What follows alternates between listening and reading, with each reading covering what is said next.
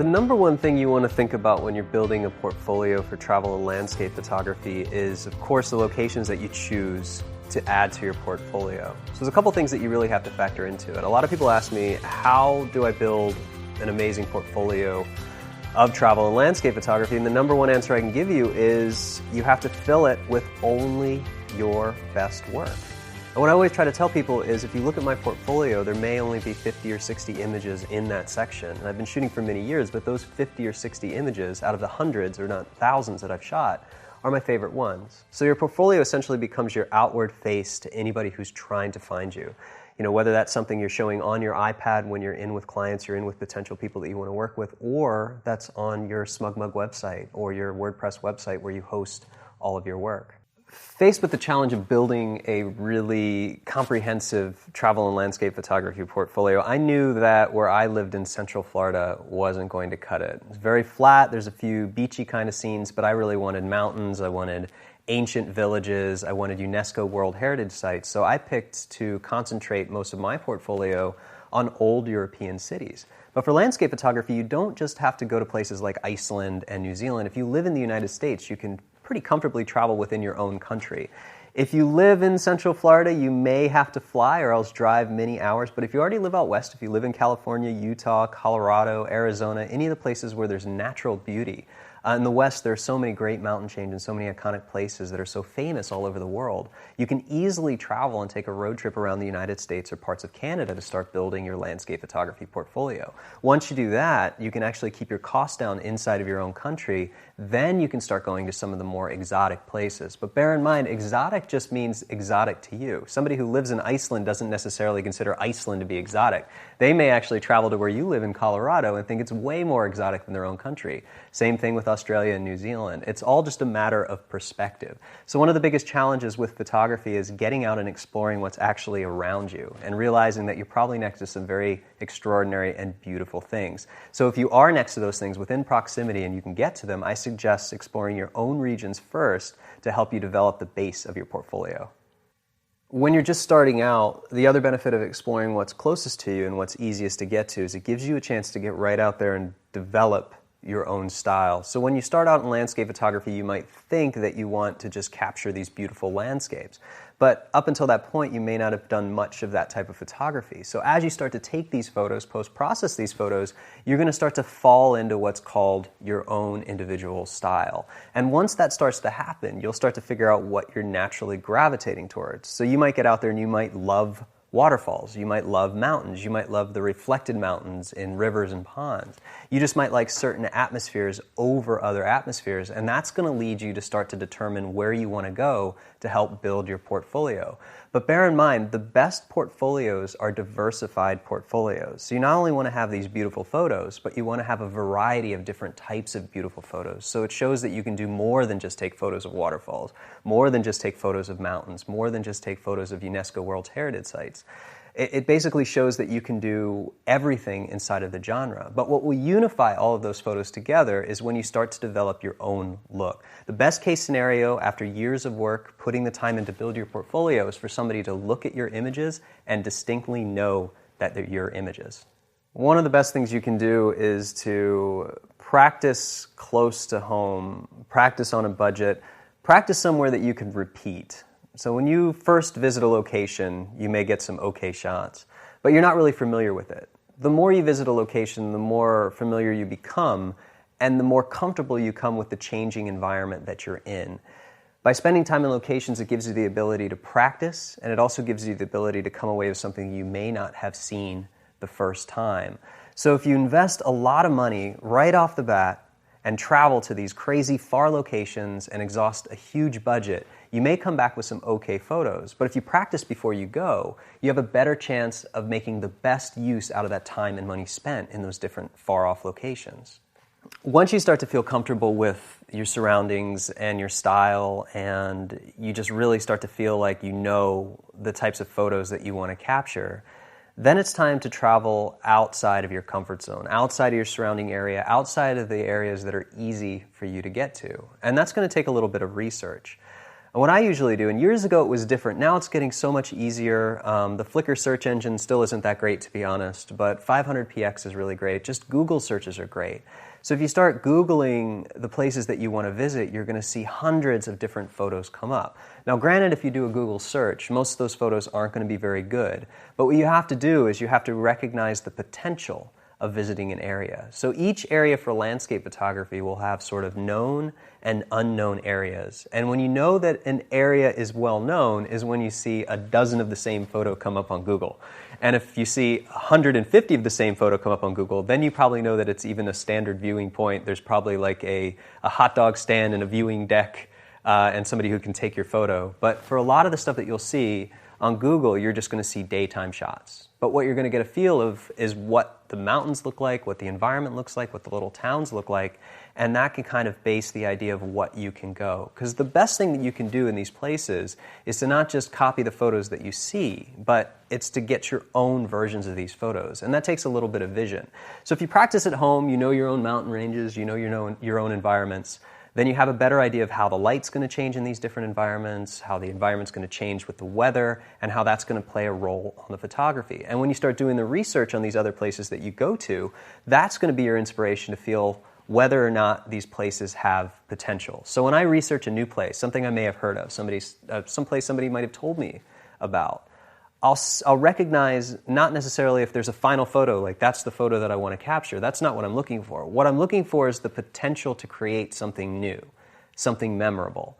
And that's where your eye will start to tell you if that's even possible and if these places are going to be on your list. And the other thing that's really nice is once you start becoming comfortable with the different types of landscapes, if you go to similar types of landscapes with similar types of conditions, then you're going to achieve a lot while you're there. When you talk about a portfolio of work as a whole body of work, if you will, and you think of a landscape photography portfolio, in my opinion, it should be a good blend of partial sets of very iconic locations, Horseshoe Bend, the Grand Canyon, different places in Iceland and New Zealand that people know. Because these are areas that people have visited and it has done something and will either inspire the feeling or a memory of them being there, or it could inspire desire for them to want to go there. But your portfolio shouldn't just be the big iconic shots, it should also be things that you've discovered. Unknown areas or different takes on those same places that create different vantage point and different intrigue. So in one sense it's nice to have some iconic elements, but in the other sense it's nice to have something new. So anytime you can establish a location as your own, then that's a really great thing because you have something unique. And that creates another big challenge. So if you start working in these really iconic places, you're going to see photos, great photos of these places, and then it's going to be up to you to figure out what you can do different. How does your style play differently in this place than the hundreds, if not thousands, of other photos that you've seen? And how can you make something that's visually different that stands out from the rest? Once you start doing this kind of work for a while, you'll start to naturally gravitate towards what you prefer to do the most. So you might do this for a while and you might say, hey, I really love long exposure, black and white, traditional fine art stuff. And then you might seek out the best places to get that look. But the more you start building your portfolio over months or years sometimes, you're going to naturally start to have your own style. You're going to start to notice that you naturally start to do these certain types of things to your images. And then after a while, you're going to notice that you start to hone in on this, because you start to develop your own style and your own technique, and that'll start to dictate what your portfolio will become and which genre you're going to find yourself really starting to fit into. In the beginning, when you're seeking your own style, we're obviously studying the photos around us. A great thing to do is shoot with people that you admire, and it's an amazing thing that you can stand next to 2 or 3 other photographers in the same location, and everybody will come away with something completely different. So that varies in the different compositions, the different way that they see or interpret the scene, and then also that goes into the post-processing element, and whether somebody likes, as I said, the black and white images, or they like the high color images, or like me, they like the blue hour, the harmonizing of all the colors together. Everybody's going to come up with something very unique, and that can be really inspiring. And it's nice to be able to pick out people's work, my colleagues, in different websites, 500px or different social media sites, not even look at who posted, just see the image and I'll know exactly, that's this person's work or this person's work, because their work has started to sort of stand out as this particular style. Above all, my greatest advice to you when you're building your portfolio is to focus on quality over quantity. That was something that I did in the beginning, and it was tough because all of my peers, they'd go somewhere like Monument Valley or Iceland, and they'd release 100 images. But the thing was, out of those 100 images, only 3 or 4 were really solid, wow factor images that really belonged in their portfolio. So out of the dozens and hundreds of images that I was capturing, I decided to only release the ones that I liked the most. And sometimes that was only 1 or 2. Sometimes I had 5 or 6. But it's very important in your portfolio to not overdo it. If you shoot the same waterfall in Iceland 6 different ways, you have to choose one of those photos to represent that waterfall for Iceland in your portfolio. You can't have 3 or 4 unless they look like different places, because that basically just creates redundancy inside of your portfolio. So they have to be your favorite shots, but you also have to really be selective to make sure that you're not over-representing a certain location and causing people to feel like your portfolio is repetitive. It can be sort of heartbreaking sometimes over the years when you're sort of trimming off those levels of your portfolio, because you might revisit locations. I revisit locations all the time, and I'll get a better version of a single shot. Like if I go to one place 2 years later, I'll get a better version, better light, better composition, better understanding of the location. And that's an easy one. I can kind of cut out the old one and leave the new one in there now. But sometimes if your portfolio starts to get a little too big, you'll look back years before and you'll see images that you may love, but they probably don't belong in your portfolio anymore. And in that sense, you have to figure out how much new work to add and how much old work to remove.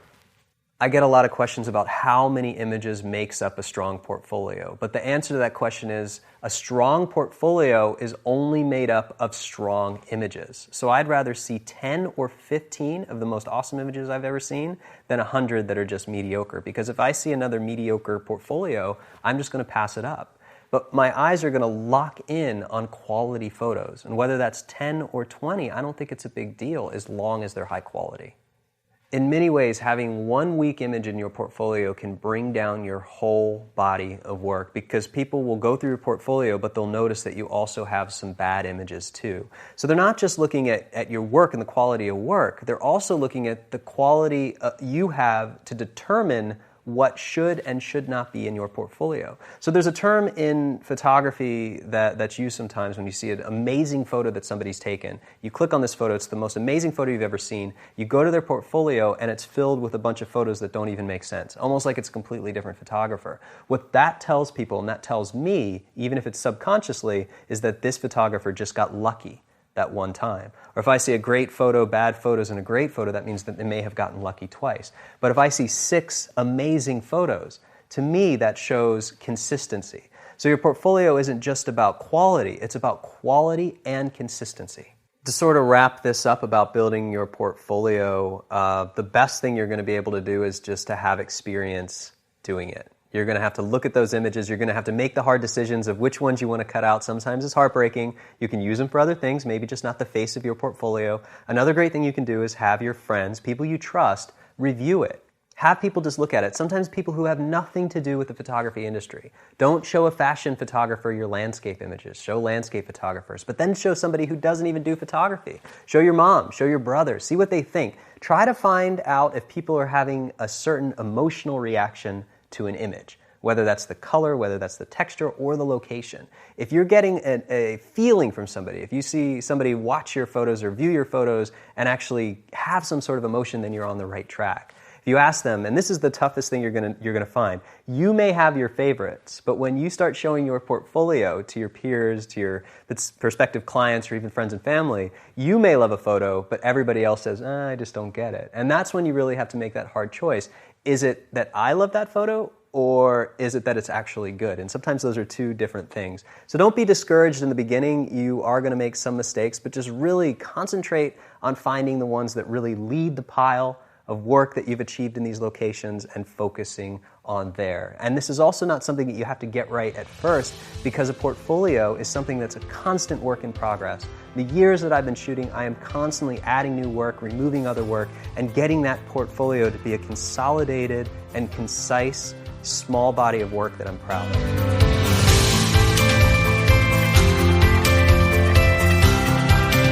So now that you've started to build this incredible portfolio of images, what's next? How do you get both your name and your images out there?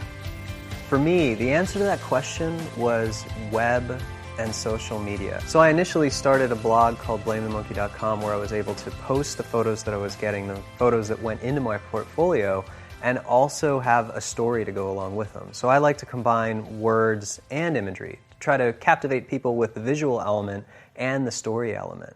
And that was the beginning of sort of how I developed what I was going to be sharing on social media. Another big key to what I do is I share a lot of stuff on different social media sites. That's Facebook, Google+, Twitter, and Instagram. But I also work with 500px and Flickr. And they're not exactly social media sites, they're more communities that you can share your photography on and get feedback and inspiration from other photographers. But number one, really, the first thing you're going to have to do is, whether you set up a blog or your own photography website, you're going to have to host your portfolio somewhere. And you're going to have to create a nice-looking, very professional-looking website that people can find your work.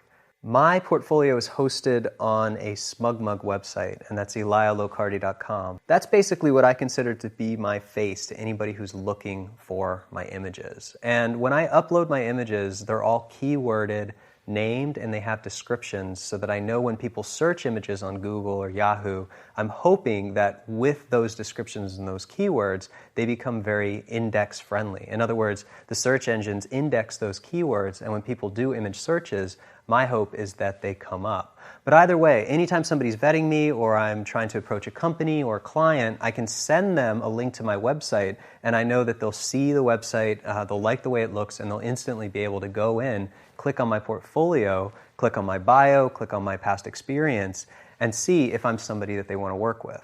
From here on out, it's important, whether it's a website or social media, to understand that whether you are branding just your name as a photography business, so, blah, blah photography, or you have a name for your company that's something completely different.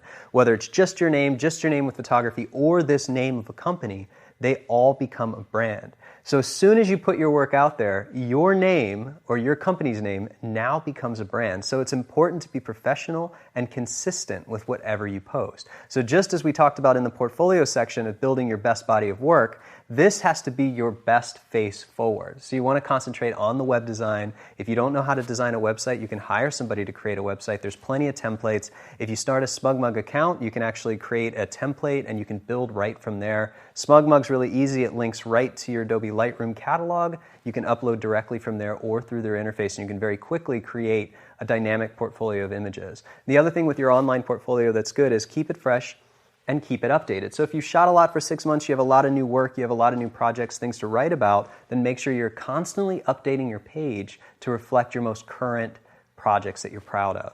A big key to how I got my name out there early was getting involved in social media from the beginning. So I was one of the early adopters to Google+, and soon after I started using Facebook and Instagram. When Google Plus first came out, it gave us the ability to share images right to the Google platform. And the nice thing is whatever I title the photo, the descriptions, and the keywords all become metadata for the search engines. So now all of the work and the years that I've spent on Google Plus helps index these images on the Google search.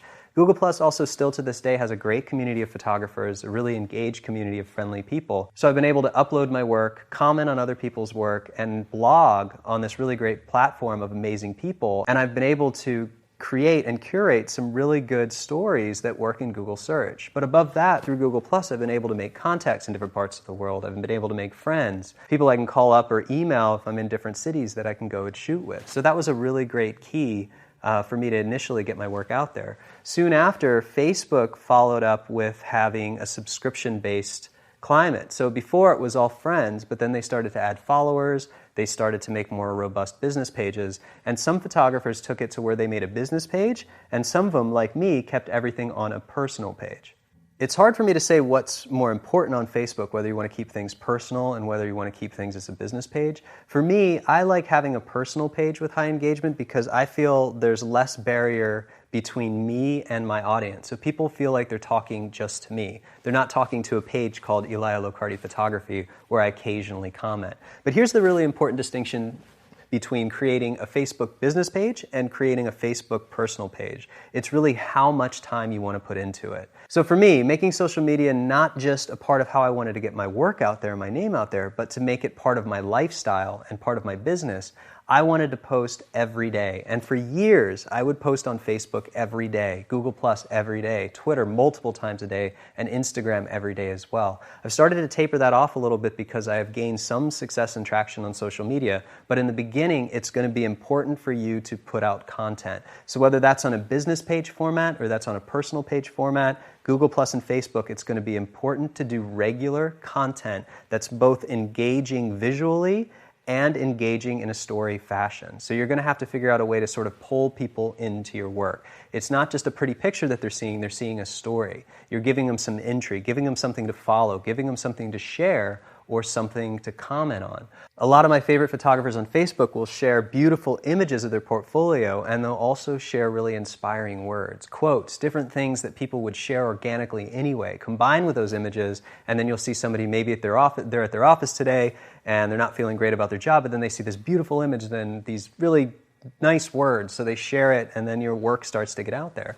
And then after that, other networks start to pick it up. They say, beautiful photo from this, beautiful words from that, and it becomes sort of, in small senses, viral for a certain amount of time.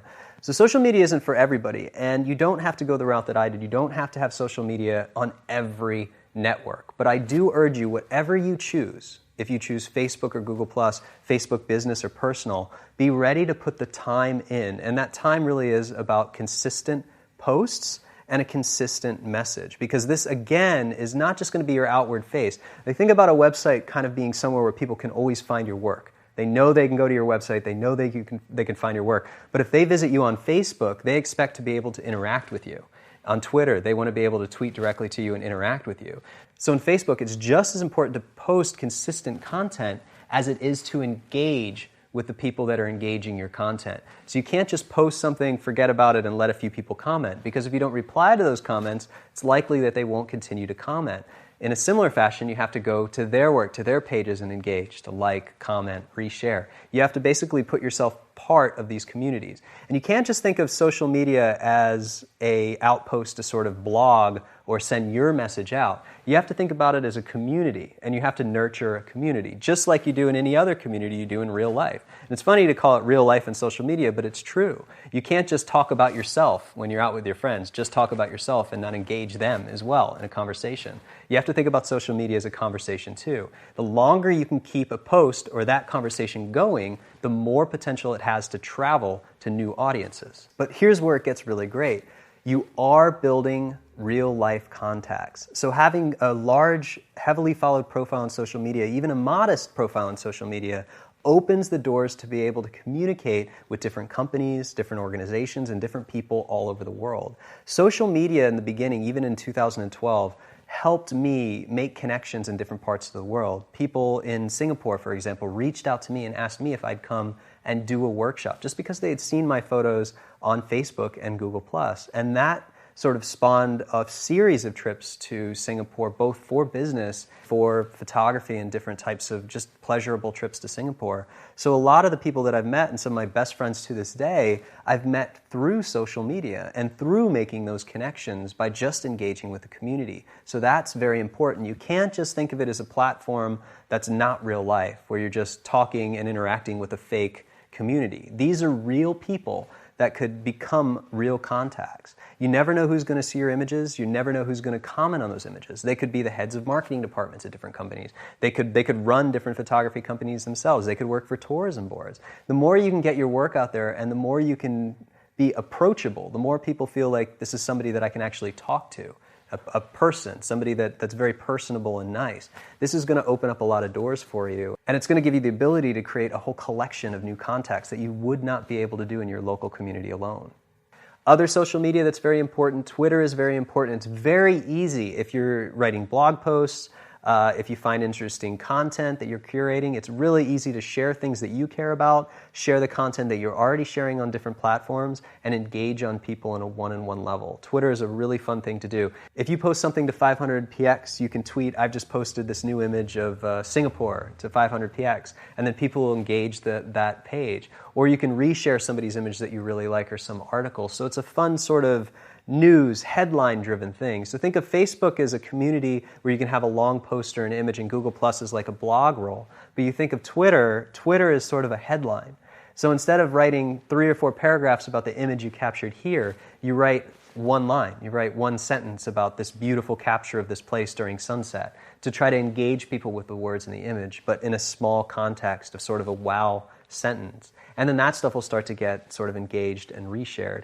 And the best thing about travel and landscape photographs is a lot of social media companies have caught on to the fact that images cause things to go viral. And that's not just a regular image, but even on a post, you'll see a header image always has something intriguing. So if you're putting up nice content with a nice message, it'll go viral on Twitter as well. So don't forget about Twitter. And then today, a very important network is also Instagram. Oh, Instagram is great. So that's another one that I love getting on. And Instagram, the best thing about Instagram is it's photo first. The first thing you see on Instagram is always that photo. And there may or may not be a good description. It could be your 3-paragraph description, or it can just be that 1-sentence headline description. But the engagement on Instagram is instantaneous. So it's definitely probably my favorite photo sharing platform, and it's also the one that I find myself updating the most. In the beginning, just keep in mind these social media sites are all going to feel kind of similar. You're going to have one story, one image, and then you're kind of going to post it the same way on each place. But after a while, you'll get used to these social media platforms all differing, and we like to call them ecosystems. And once you start to learn them, you'll figure out that you have this story, you have this image, and after a while, just this comes with time and experience. You'll figure out how to put that information onto the different networks to make it more digestible in each ecosystem. That's not something that you can learn right away. That's just something you have to learn over time.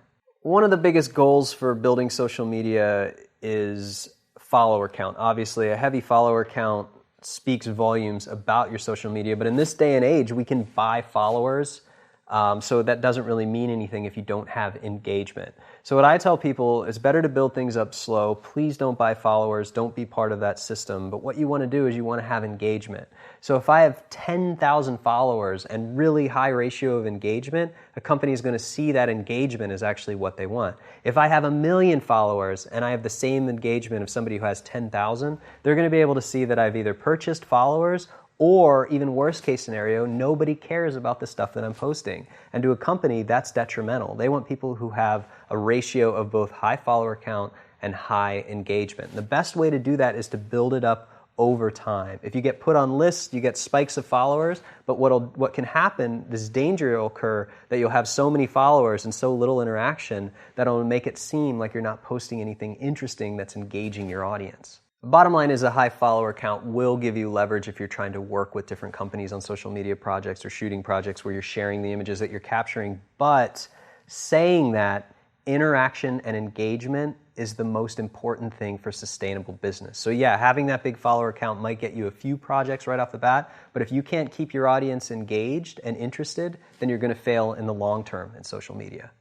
To wrap things up here with the social media section, I just can't stress enough that this is going to be your personality, and you have to stay consistent, and you have to stay very honest to your following. So once things start to become a situation where you could potentially monetize your social media, you can't just sell to your audience. So please keep that in mind. If you've been posting a lot of inspirational stuff, and then all of a sudden you say, buy this product for this company and use a bunch of hashtags, it's going to look disingenuine, and that's going to come across as dishonest.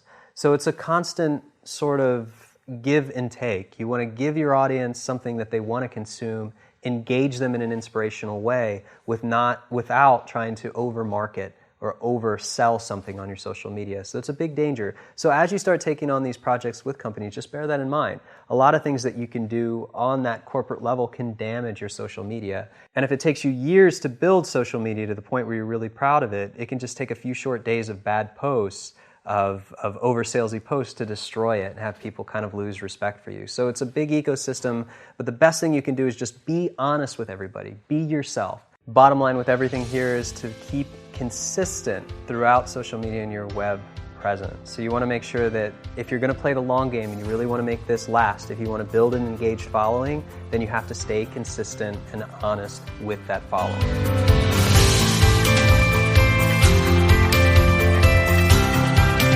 Now that we've talked a little bit about social media, about getting your work out there and how to conduct yourself both on social media and how to have a web presence, let's talk a little bit about the business side. How do I get started in the business of landscape and travel photography? If you're ready to get started as a travel photographer, it's likely that you're going to have to build up a portfolio of work before people are going to start hiring you and paying your expenses to be on the road. So the first thing you have to do is you have to find a way to travel, but you have to find a way to put the money together to be able to do so. And that travel that you take can't be considered a traditional vacation. You're not there just to sit on the beach and have cocktails, you're there to work. You're there to get the photos that you need for your portfolio. Most people think that they need a lot of money to travel, but what they fail to realize is they just haven't applied money that they have in their life already and reorganized it in a travel-centric way. So here's an example. When I was getting started, we didn't have a lot of money, but what I started to do was to cut out any expense that I could. And the things that I could cut out and that I can control is I can cook my own food instead of going out to eat. So if I limit going out to eat a few times a week or a few times a month, if I don't buy Starbucks coffee twice a week and I just brew it by myself, if I save money on groceries and start to eat cheaply and not buy all those expensive things, suddenly that frees up income. And that income to me was kind of like disposable income. It wasn't important to me to go out to the restaurant. I could save $30 a week or $60 a week, which turns into hundreds of dollars a month, which turns into thousands of dollars a year. Just by making simple edits to your own life and where you're placing your expenses and what's important, you can literally save or have an extra few $1,000s a year. A few $1,000s a year is enough to take budget travel. So in the beginning, you can't just go to a bunch of exotic locations unless you're willing to max out your credit card. I don't suggest doing that. But I do suggest saving money everywhere you can. So if you do eat out 6 times a month and you spend $40 each time, that adds up to a few $100s. After a couple months, you can afford a new camera, you can afford a new lens. After a few more months, you can afford a plane ticket. After a few more months, you can afford to stay somewhere in a nice location for a week. That's just eating out to dinner. I'm sure there's countless things in your life that you can reapply that money. And if you think about it, you can just take what you already own and save and be frugal. So we were frugal to the point of ridiculousness. We would eat peanut butter and jelly. We would do everything that we can to save as many dollars as we could to stockpile enough money to be able to take these trips. The initial trips to build the portfolio were out of pocket. But here was the key. I didn't care if I got work from it. It was something that I wanted to do. My main goal was to build an incredible portfolio of images that I could then use to market myself. I didn't want to do that on credit cards. I knew that racking up an extreme amount of debt would be the wrong idea, so we just saved as much money as we could. And when we were on the road, when we decided to go to places, we'd do the same thing. We'd rent apartments on Airbnb so that we could cook our own food. We'd eat very simply. I'd eat bread and peanut butter and jelly in places. The first time we ever went to Iceland, we rented just a simple 4-door car. It was like a Volkswagen, bottom-of-the-line car. We drove around Iceland for about 2 weeks and slept in the car. First time we went to Ireland, went to Dublin, went to a Salvation Army store and bought blankets and different things like that, drove around Ireland for 2 weeks, stayed in campgrounds and slept in the car. We couldn't afford to get a tent. We didn't take a tent with us. We just did that, bought simple foods at the gas stations, grocery stores, and never ate out a single time. Travel with a little coffee maker, make our own coffee, and save money everywhere we can. So it's a mistake to think that travel needs to be expensive, because it doesn't. Once you cover the cost of the flight, your cost in the country is basically determined by the type of lifestyle that you want to live. So sure, if you're taking this exotic vacation somewhere and you want to stay in a spa and you want to go to the pool and you want to go eat out, then probably this kind of travel photography lifestyle isn't going to be for you. But if you're also in a situation where you have a bunch of money and you can do that, then go for it. Stay in the spa, get the photos and everything. But if you're like me and like most of us, it's going to take just small edits to your life and to your finances to determine where you can pull that money, and you have to basically then decide if you can pull this money, if it's a priority for you to use it for travel. Once we started cutting finances or simplifying our life as far as what we ate, what we consumed, what we did, our free time, going out to movies as opposed to watching them at home, we then decided to go take it a step further and we stopped having cable. We bought the simplest internet plan. We condensed our cell phone plan. We started to cut money everywhere that we could. As we started to get further along into it, we noticed that we needed more gear. I needed better lenses. I needed a more stable tripod. We had 2 cars at the time. We sold 1 car, and all the money we made from that car went into buying the bags that we needed, buying the gear that we needed, buying a new tripod so that we could continue to get the better shots that we wanted.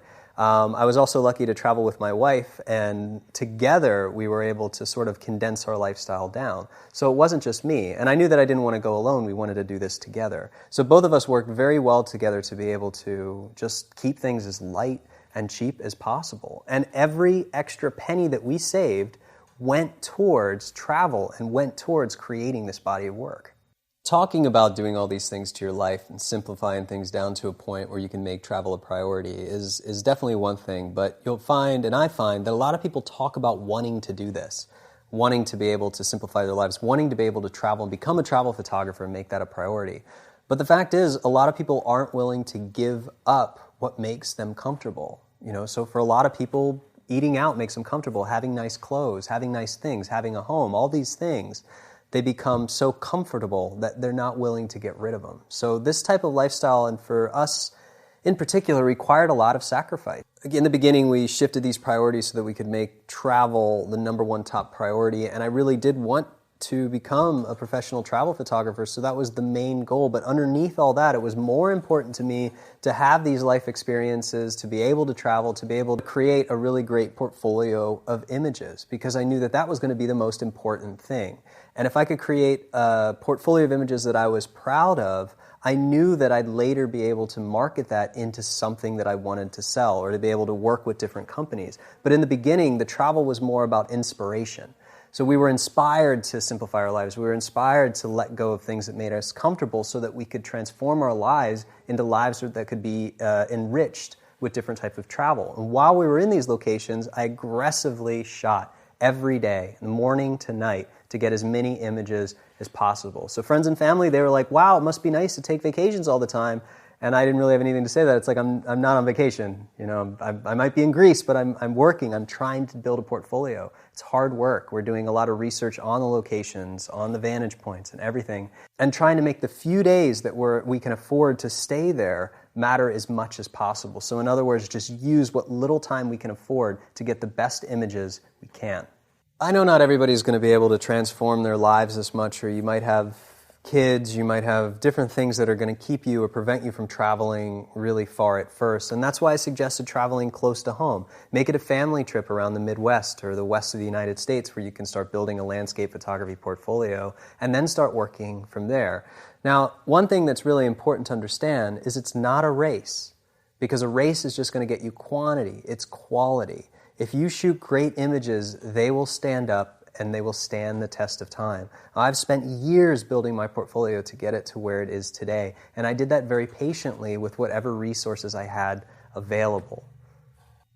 A big consideration when you're getting started is where you actually travel to. And on a budget, certain parts of the world are much more expensive than other parts of the world. So think about places, big cities. Think about just going to New York City or to London or to Stockholm or Oslo.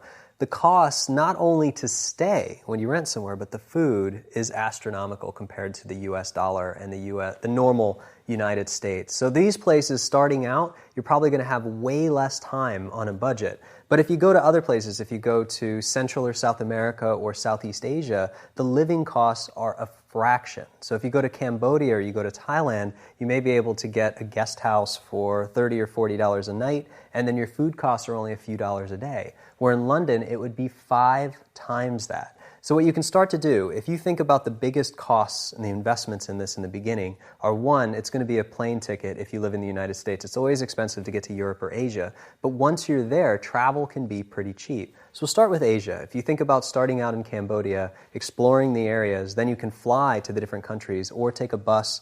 There aren't as many trains there, but you can easily get transportation with cheap flights and buses to the different countries, and you can really stretch your dollar. So if you're able to save a good amount of money, or even a modest amount of money, in Southeast Asia you'll be able to travel to all the surrounding countries and cities on a very tight budget and actually have a pretty good lifestyle while you're there. In Europe it's going to be, I'd just say, a little bit more difficult because it is a normal priced country. And some of the cities are going to be more expensive, some are going to be more affordable. So there you're really going to have to employ some techniques of staying in apartments so you can minimize eating out, which can be very expensive, take trains, take buses, use local public transportation rather than taxis. If you just take the metro or the train, you're going to save lots of money when you're traveling.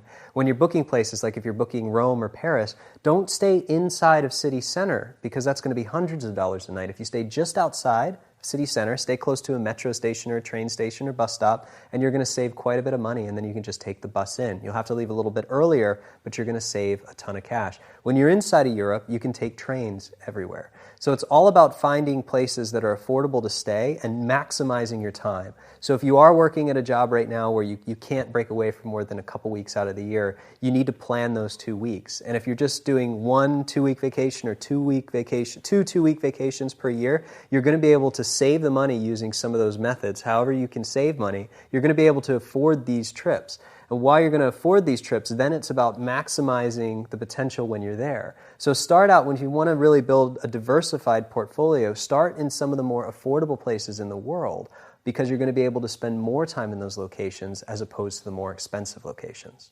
We were spending an extraordinary amount of time on the road and also spending a lot of money on round-trip tickets. And with that round-trip ticket, coming back to Florida, we were also noticing that we were still maintaining our lifestyle in Florida. Even though we simplified it down to the bare essentials, we were still paying for our apartment. We still had car insurance. We still had cell phone bills. We still had all these expenses. And that would prevent us from being able to spend too much time in these locations because it was all about what we had saved or what we had budgeted. And sometimes that was only for a few days or sometimes that was a week. So that became very difficult. So for us, we started to decide that, why are we keeping these expenses at home?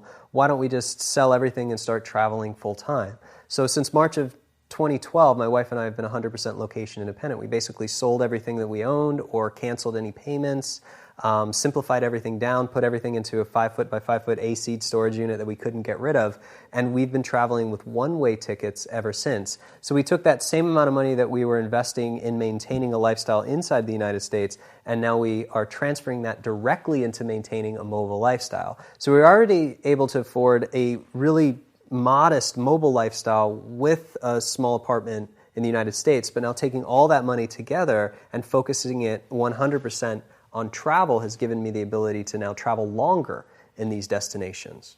Obviously, selling all your possessions and being on the road full-time isn't for everybody. If you can do it, that's great, and there are many steps you can take to keep simplifying, getting rid of everything, and really just taking that plunge and living on the road full-time. But if you can't do that, there's no reason why you can't take multiple trips per year. And there are some things that you can do. You just need to keep simplifying those costs. So if you're living in a nice 2 or 3 bedroom apartment and it's just you and your significant other, then maybe you could rent a smaller place that's cheaper. That's a 1-bedroom place. If you're not going to be home that much, does it really matter if you're in the best location with the best view? You can simplify things that way. You could probably use Airbnb, so while you're gone, you can have somebody stay in your apartment so you can recoup some of that cash.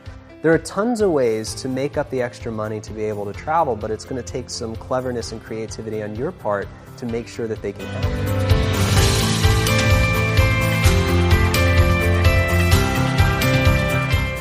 This all leads into the question, how do I make a living as a professional travel photographer?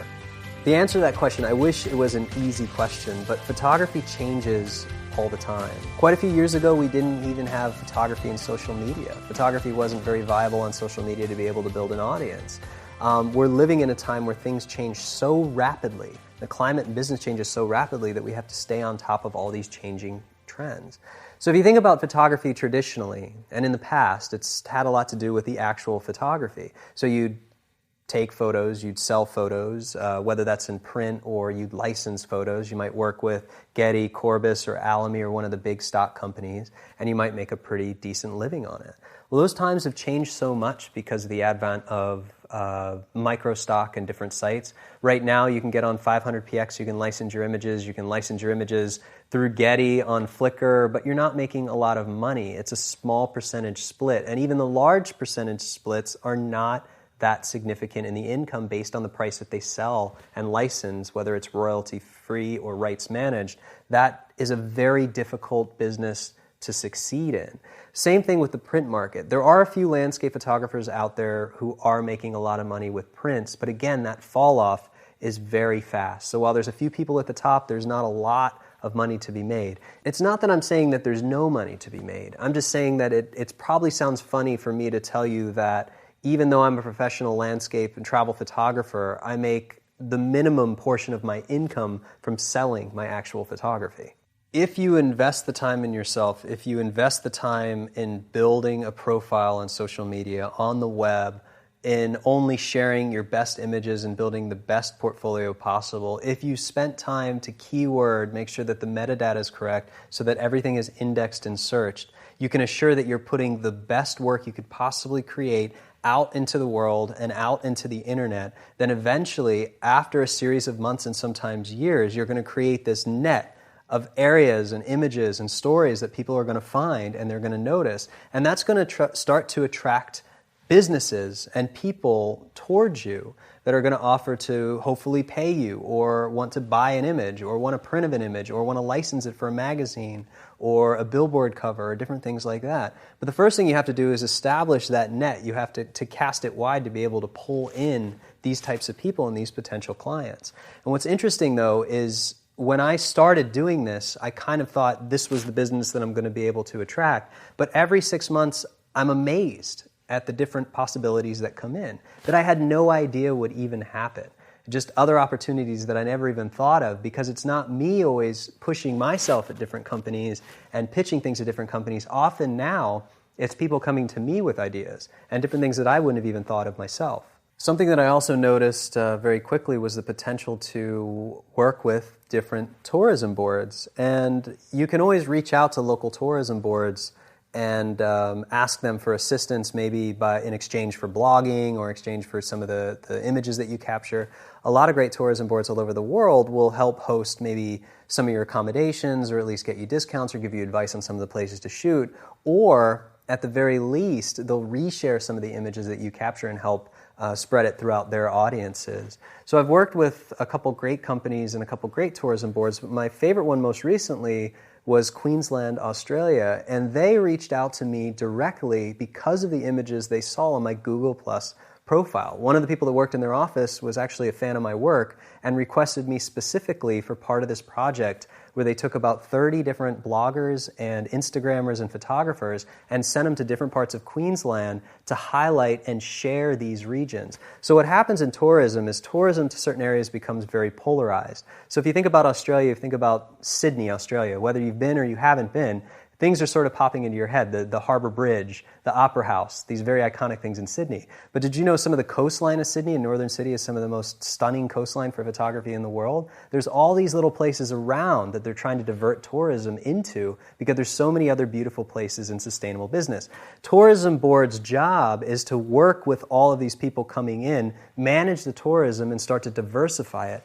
So they specifically wanted me to target some of the regions where nobody's really gotten many photos from, because they looked at my portfolio and they saw some of the work that I was doing, and they trusted me to go to these places where maybe they couldn't trust another type of photographer or just a regular Instagrammer to go. They really wanted a landscape photographer to explore, to hike into these canyons and to find these places in the outback they could use.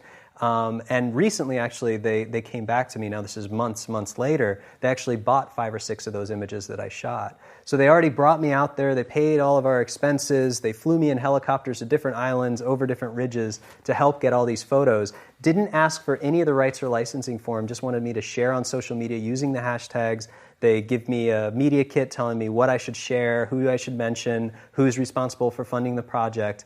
And in that turn, I get to keep all these images to promote myself and promote myself in my portfolio. And then they've also gone on to actually purchase some of these so they can use it in the advertising for those regions in the world. So there's a lot of places that sometimes reach out. And if you talk to, this transcends industry. It's not just in the travel photography, but it's also the travel blogging industry. So there are a lot of travel blogs out there where people do this full time. They actually get free trips from different parts of the world, different tourism boards, and they travel to all these places just to blog about it. In exchange for blogging, they get lodging in some of these places. Well, sometimes, when these places start to reach out to you, you'll have ridiculous offers, like they'll pay for 1 day and they'll fly you out and they expect all of this stuff. But some of them are really good. They'll keep you for a week or 2 weeks, show you the best parts of the country, and some of them are paid, some of them aren't paid. But for us, it's kind of a unique situation where we don't have a house, we don't have a mortgage, so anytime our living expenses can be covered or comped, we actually are able to create a surplus of funds. So it works out pretty well whether it's paid or unpaid. But I'm very selective these days on the ones that I work with. I want to make sure that it's a region I want to go to. And in that case, you have to negotiate, what the give and the take is for what services I'm going to provide, however many images, how much sharing on social media, what they're in turn able to provide and what they're expecting from you. Because sometimes a free trip can cost you more in the long run in your time than if you would have paid out of pocket. Another thing that's happened is through my presence on social media and throughout the world, a lot of the companies who make the products that I use on a daily basis have reached out to me and offered me sponsorship, have offered me support, and in turn, through those sponsorships, whether they're paid or unpaid, they also fly me to different parts of the world to either capture images with prototype equipment or current equipment, or they want me to speak at different events and conferences. So that's also created another sustainable income base for me. I'm very selective with the companies that I work with. I don't just take offers from any company who wants to send me free gear. One, I don't think that that's really good business ethic. I think it's very dishonest. And two, I don't have anywhere to put it. I'm location independent. So if they send it to me and I don't use it, I'm not going to travel with it. But some of my favorite companies, I've been able to establish really good working relationships.